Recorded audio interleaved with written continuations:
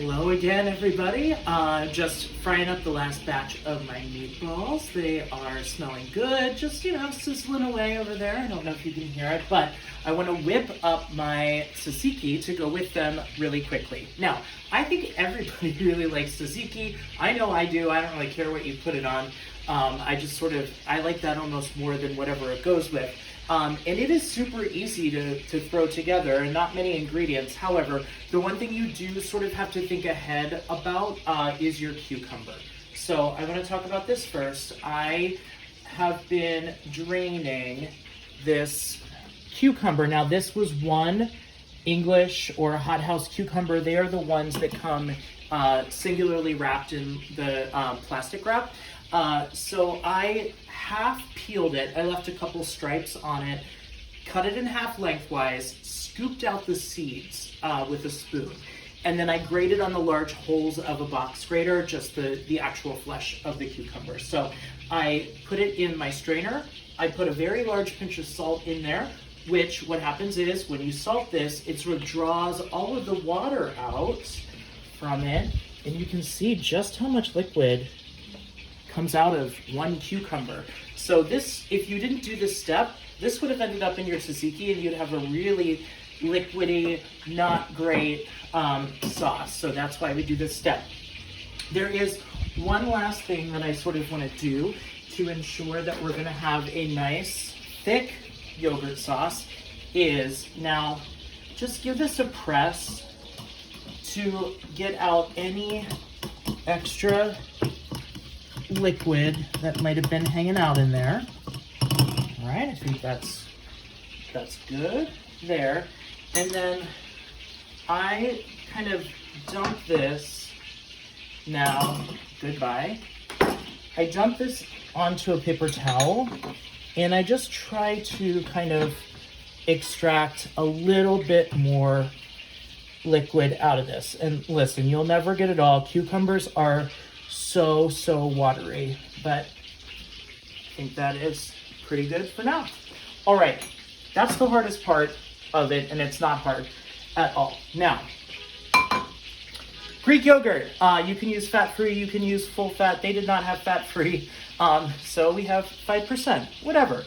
We're gonna use about 2 cups, and I sort of let this come to room temperature a little bit just so it's easier to mix everything in. I'm just gonna eyeball 2 cups. This isn't one of those recipes that's like, oh no, I used 2 1/4 cups or 1 3/4 cup. Like, it doesn't matter. So we are going to call that 2 cups. Next, lemon juice. I already took the liberty of squeezing and straining out some lemon juice. So I'm gonna start with 2 tablespoons of this.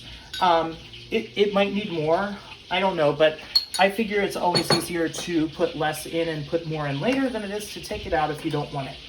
1 small-ish garlic clove. I'm gonna grate this rather than chopping it because I don't love biting down on chunks of raw garlic, and this method makes it almost into a paste.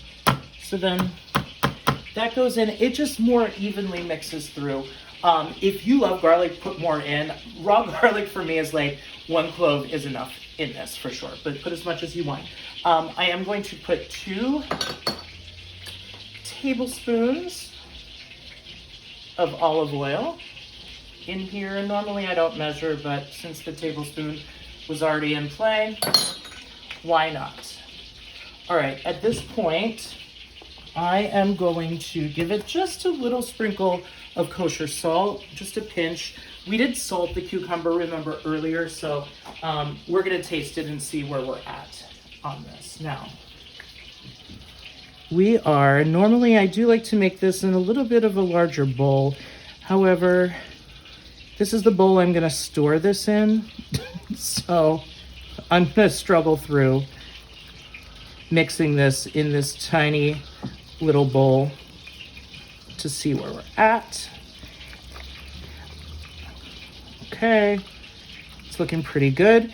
And the whole point of this is you want this to be a thicker type of a sauce. And that is why, again, we tried to get as much liquid out of that cucumber as possible.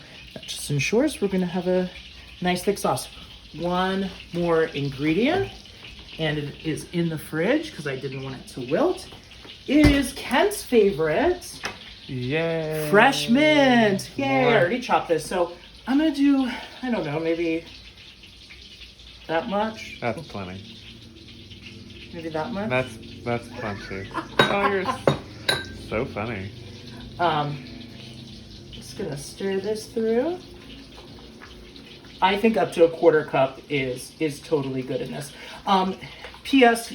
You could also use dill in this. There was no nice. dill Oh. at the store. Yeah. How are we doing over here? Oh yes, I'm feeling good about these. They look great to me. I'm gonna take these out.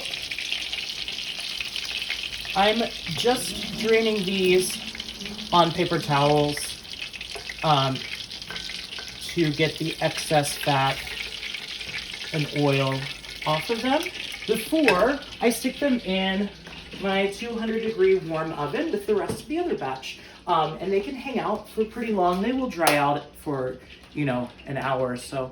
They'll stay good for like 30 minutes or so. But Turn off the burner. oh, thank you. Where's Preston I to know. remind us when we need him? Okay, I'm gonna try this, see where we're at salt-wise and lemon-wise.